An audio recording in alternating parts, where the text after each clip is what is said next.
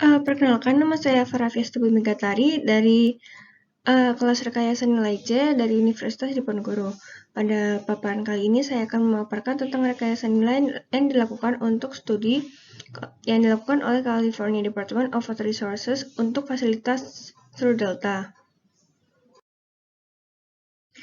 Ringkasan yang ada untuk studi ini, yang pertama dari ringkasan eksekutif, laporan rekayasa nilai untuk California Department of Water Resources True Delta Facility di Sacramento ini menyajikan hasil studi rekayasa nilai yang dilakukan oleh Strategic Value Solutions Incorporations tentang desain fasilitas True Delta. Proyek ini ditinjau pada awal fase perencanaan dan dikembangkan oleh California Department of Water Resources.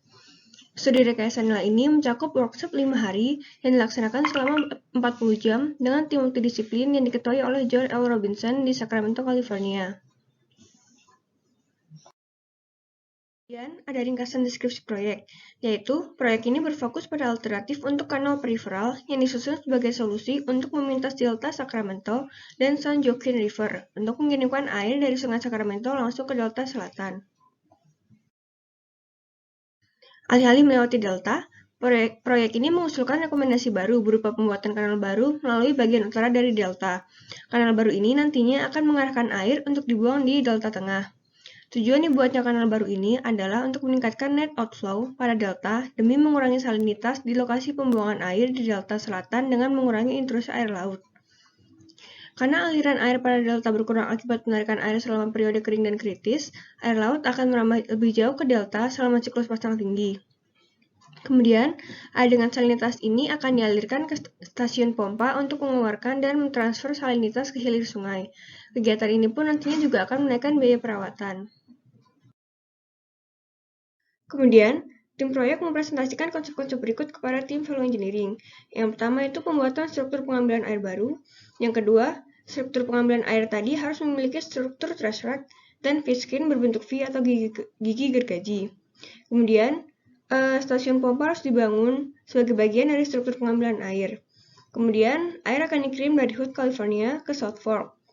Dan di ujung hilir kanal harus terdapat struktur outlet yang berpagar untuk menghindari ikan-ikan berenang ke arah hulu dari stasiun pompa.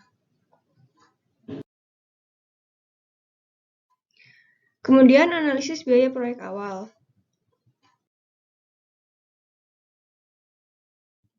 Tim value engineering diberikan ringkasan mengenai 9 item perkiraan biaya konstruksi sebagai bagian dari laporan draft memorandum yang dikeluarkan pada Maret 2007. Selain itu, perkiraan terperinci yang lebih baru juga disiapkan oleh Water Resources Department of California untuk mendukung angka-angka ini. Sebuah dokumen berjudul Sistem Kanal Bay Delta Bertakik Fasilitas Isolasi, perkiraan dari biaya konstruksi, dikeluarkan pada Agustus 2006 juga disediakan. Kedua dokumen ini kemudian dibandingkan dengan informasi biaya lain yang disediakan oleh berbagai anggota tim. Keseluruhan biaya tipe building block dipilih untuk dikembangkan untuk struktur pengambilan atau feed screen, stasiun pompa, berbagai macam jembatan, beragam sifon, biaya kanal per mil, dan struktur outlet. Berdasarkan harga kuartal kedua 2007, perkiraan biaya konstruksi diperkirakan sebesar 443.900.000 US dollar. Kemudian, ada rekomendasi-rekomendasi yang diusulkan oleh tim value engineering. Kemudian ada rekomendasi yang dikembangkan. Rekomendasi-rekomendasi ini terdiri dari yang pertama, walaupun penyelarasan yang diusulkan untuk fasilitas True Delta ini terlihat seperti solusi yang dapat dilakukan, penyelarasan itu bukanlah rekomendasi yang lebih disukai. Karena penjajaran ini membutuhkan pembangunan kanal baru yang sangat mahal. Dan selain itu, ada beberapa alternatif lain yang akan mengurangi biaya secara substansial, di mana air sungai Sacramento dapat dialihkan. Kemudian yang kedua, harus dilakukan evaluasi yang lebih lanjut, terutama dalam pengalihan air di Delta Cross Channel yang dipercaya akan memiliki dampak bersih yang sama terhadap pengurangan salinitas dengan biaya yang jauh lebih rendah. Kemudian yang ketiga, tim value engineering mengevaluasi baik dalam saringan ikan atau fish screen pada kanal dan pada sungai memiliki beberapa keuntungan yang pasti untuk ikan. Namun, biaya yang diperlukan akan sangat mahal. Oleh karena itu, tim value engineering merekomendasikan layar berbentuk V dalam kanal. Kemudian yang keempat, tim value engineering merekomendasikan bahwa bila terdapat kanal baru, maka perlu disediakan penghalang ikan untuk mencegah migrasi ikan ke arah hulu. Kemudian ada rekomendasi yang diusulkan untuk dilakukan pada proyek ini. Selain dari rekomendasi di atas, tim value engineering pada proyek ini juga mengevaluasi lebih lanjut alternatif yang akan saya jelaskan pada slide berikutnya, dengan pemodelan tambahan untuk menilai dampak hidraulik dan dampak pada pengurangan salinitas. Tujuan dari penelitian ini adalah untuk mengurangi jumlah alternatif yang akan dievaluasi lebih rinci dalam studi kelayakan penuh untuk fasilitas ini. Yang pertama ada rekomendasi CF04, di mana solusi ini mengusulkan untuk mengalihkan air pada Hood, California, dan channel terbuka ke Snodgrass Slough di McCormick-Williamson Tract.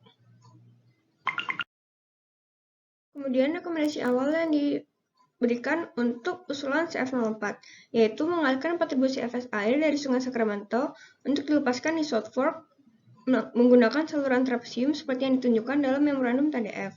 Kemudian alternatif yang diberikan yaitu mengurangi jejak pengangkutan dan mempersingkat saluran.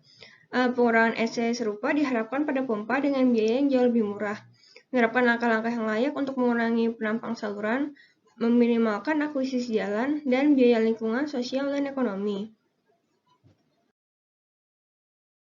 Kemudian kelebihan dari usulan ini yaitu mengurangi biaya, mengurangi dampak kerusakan lingkungan, menghilangkan pemotongan fasilitas-fasilitas dan operasi agrikultural, dan menghilangkan kebutuhan untuk membahas kendala-kendala yang parah mengenai gedung, flow banjir, dan melindungi peninggalan infrastruktur yang berada di sepanjang koridor kanal periferal. Sayangnya, kekurangan yang didapatkan dari solusi ini yaitu solusi CF04 ini dapat mengurangi manfaat dari kualitas air, mengarahkan aliran air ke wilayah yang memiliki kendala hidrologi. Penjajaran kanal periferal ini rencananya akan digunakan untuk proyek lain dan akan mengakibatkan backwater di DCC dan mengurangi kapasitasnya untuk mengalihkan aliran air di Sungai Sacramento. Kemudian yang kedua ada rekomendasi CF10, di mana alternatif yang dipilih dari rekomendasi ini kemudian akan dikembangkan menjadi 3 alternatif, yaitu CF10A, CF10B, dan CF10C yang akan mengarahkan pembuangan air ke Sungai McClumna dan South Fork pada Sungai McClumna.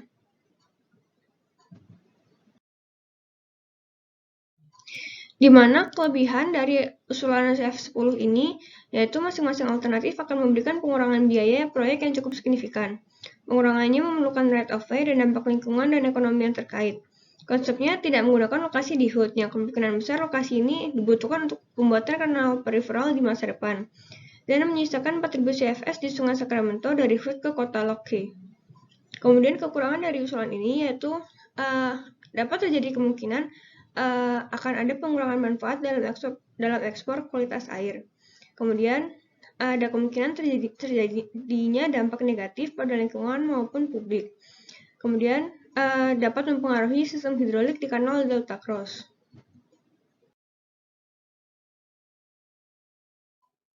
Kemudian CF10 ini kan tadi dibagi menjadi 3 usulan ya. Yang pertama ada CF10A, di mana solusi ini mengusulkan untuk membangun struktur pengambilan air atau intake di bagian utara dari Walnut Grove dan membangun pipa ke Sungai McClumna, 2 sifon, dan 3 jembatan.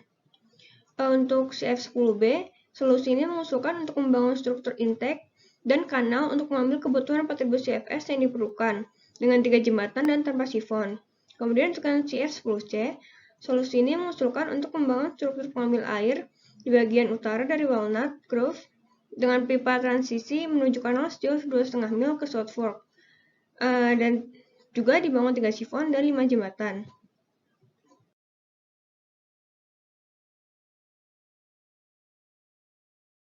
Kemudian ada solusi CF15 yang mengusulkan untuk mengalihkan air pada Georgiana Slough dan memotong channel menyeberangi Pulau Staten menuju South Fork.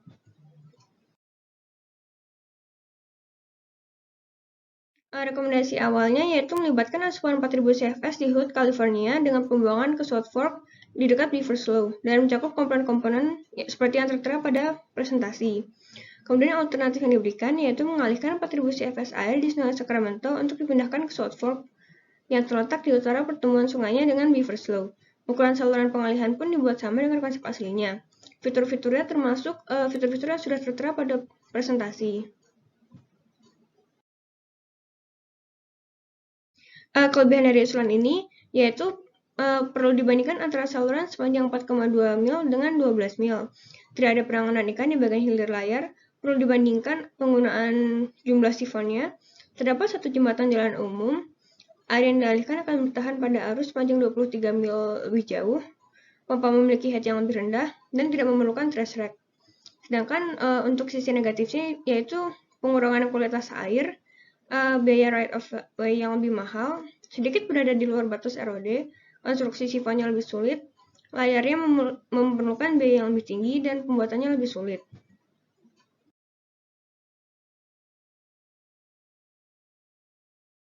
Kemudian ada solusi CF19 yang mengusulkan untuk mengalihkan air pada banyak lokasi menuju Stone Lake.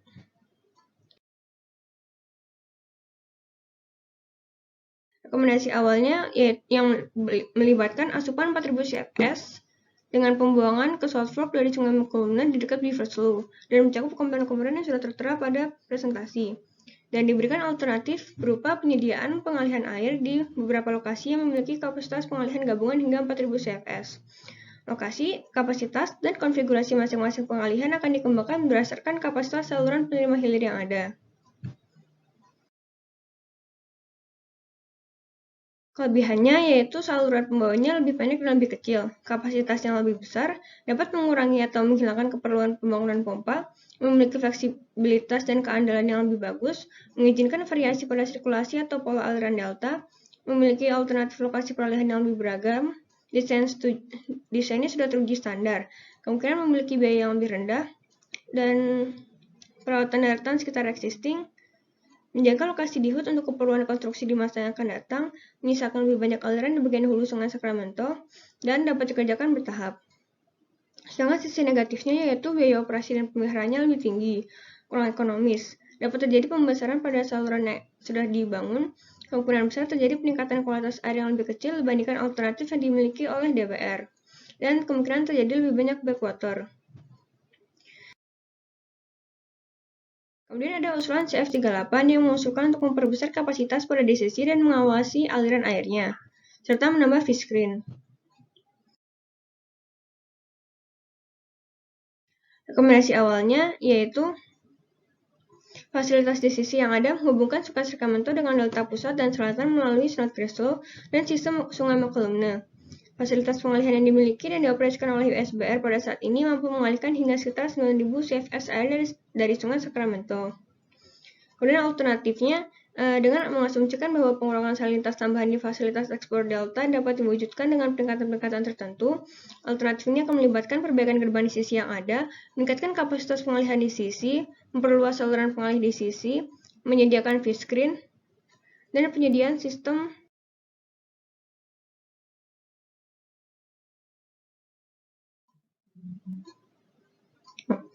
kemudian kelebihannya yaitu meningkatkan keandalan peralihan air menuju fasilitas delta, menambahkan fleksibilitas di fasilitas pengoperasian, lalu lintas kapal di wilayah terkait tidak terpengaruh, potensi untuk melakukan pengawasan di seluruh wilayah DCC dan menyadari manfaat signifikan dari ikan dan pengoperasian DCC yang lebih fleksibel. Kemudian menjaga tingkat aliran di Sungai Sacramento tetap tinggi untuk jarak yang lebih jauh.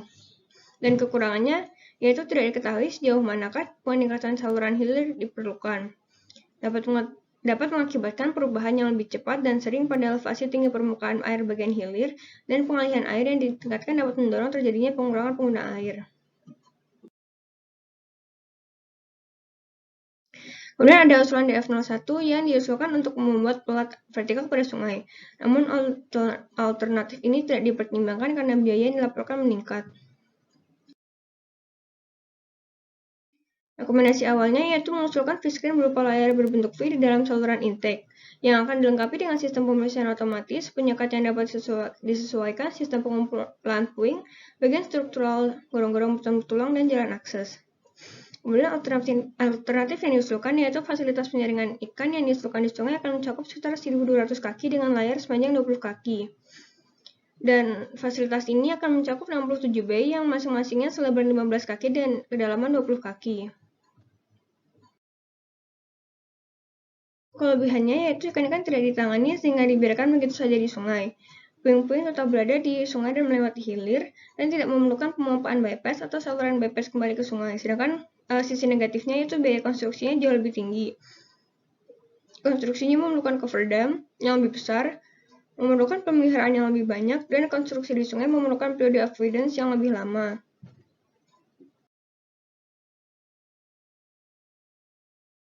Kemudian ada solusi DF27 yang tidak dipertimbangkan untuk dikembangkan lebih lanjut karena membutuhkan beberapa persyaratan untuk perizinan. Rekomendasi awalnya yaitu menempatkan seluruh struktur intake di sisi tanggul sungai, yang mengharuskan tanggul sungai direkonstruksi untuk mengikat tanggul kepada struktur intake yang baru. Kemudian alternatif yang diusulkan yaitu untuk menjaga ukuran layar V tetap kecil dan melindungi stasiun pompa dari banjir, perlu diletakkan trash rack dan gerbang utama di Sungai Sacramento yang diikuti dengan 8 gorong-gorong kotak berukuran 10x10 kaki di bawah tanggul yang baru. Kelebihannya dapat menjaga struktur yang penting untuk tetap berada di bagian tanggul yang kering, memenuhi persyaratan yang ditentukan oleh State Reclamation Board, konsisten, dapat dibangun menyeberangi tanggul existing, dapat menerapkan konsep awal, dan dapat diterapkan di tepi sungai atau tanggul existing. Namun, kekurangannya, solusi ini memerlukan persetujuan dari State Reclamation Board dan Corps of Engineers. Studi rekayasa nilai yang dilakukan pada fase prastudi ini menyimpulkan bahwa berdasarkan evaluasi yang didapat pada saat ini, konstruksi proyek fasilitas Delta True dimungkinkan. Namun, ada risiko rekayasa yang dapat diterima, dan perkiraan biaya proyek ini adalah sebesar 360 juta US dollar. Kesimpulannya, hasil studi rekayasa nilai yang dilakukan oleh tim value engineering untuk proyek ini memiliki beberapa alternatif yang dipertimbangkan untuk menekan biaya konstruksi awal proyek. Dan berdasarkan hasil evaluasi dari pertimbangan, dilakukan rekomendasi-rekomendasi yang berfokus pada lokasi lain di mana air Sungai Sacramento dapat dialihkan dan dapat mengurangi biaya konstruksi secara substansial.